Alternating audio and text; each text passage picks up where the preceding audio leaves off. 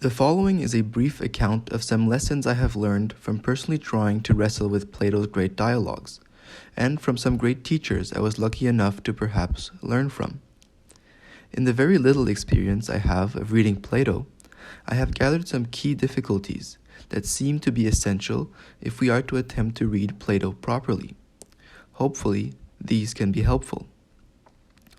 Whenever we engage with the ancients, we need to strive to continuously attempt to shed our contemporary opinions, jargon, and preconceived ways of thinking that always already stand between us and the text. We can try to read Plato as Plato by not taking anything to be already settled and clear, or merely antiquated, whether it is about the soul or the gods. In other words, we should try to avoid thinking historically. That is to say, that we now know better about whatever topic is at stake.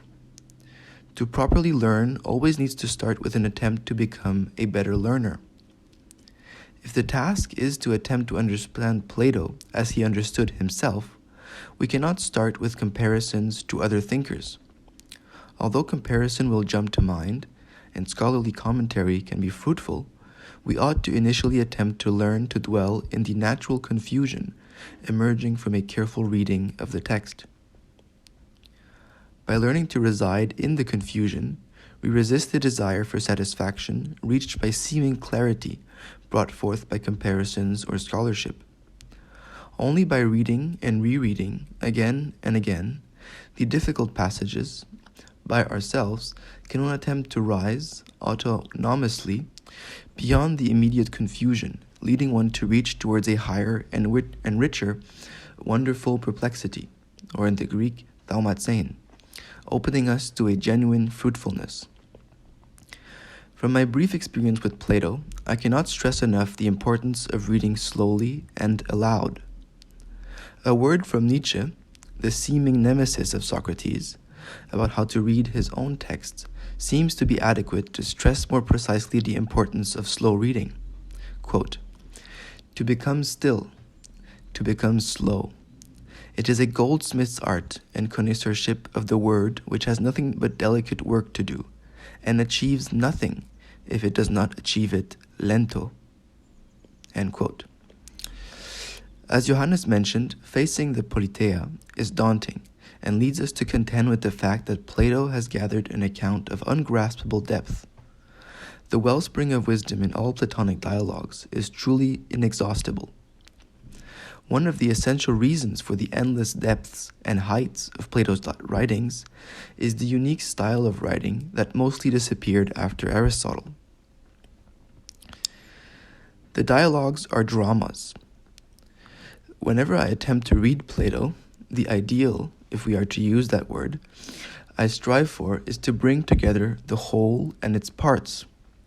The title, the opening word, the setting, the movement of events, the order of the souls of the silent or speaking interlocutors, the main question, the detours, the logical arguments and fallacies, the conspicuous omissions, the careful usage of seeming to be, and being, the intentional contradictions, the myths, and so much more must all be brought together. Moreover, why each part occurs when and where and how is obviously also of utmost importance. As Johannes pointed out, the opening word of the politeia guides the thinking path throughout the work as a whole, and it is obviously not arbitrary on the part of Plato to choose that particular word to open the text on justice. It seems to me that it would be prudent to consider that none of these parts is more important than the other, but that every part has its proper place in the face of the dialogue as a whole, and must be considered with care. Nothing is arbitrary or mere creative whim. The dramatic events are just as important as the logical arguments.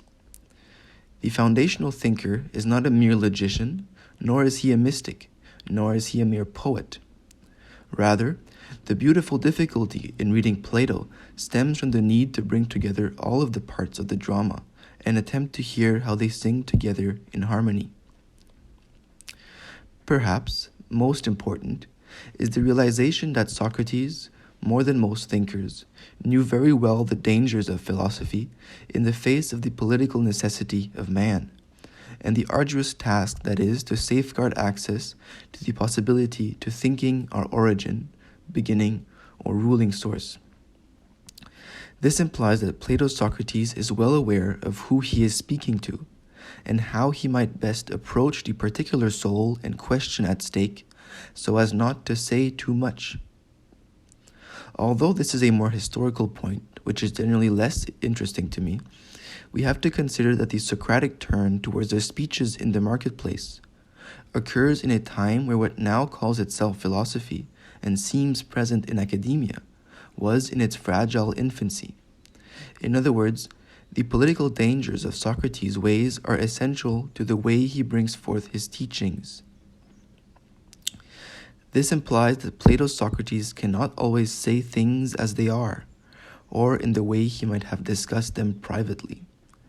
What is not said, but implicitly there and merely concealed out of a care for the love of wisdom, is pivotal.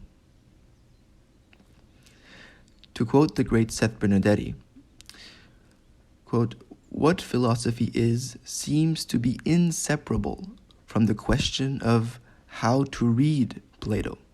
End quote. I hope this can be helpful to some. Cheers.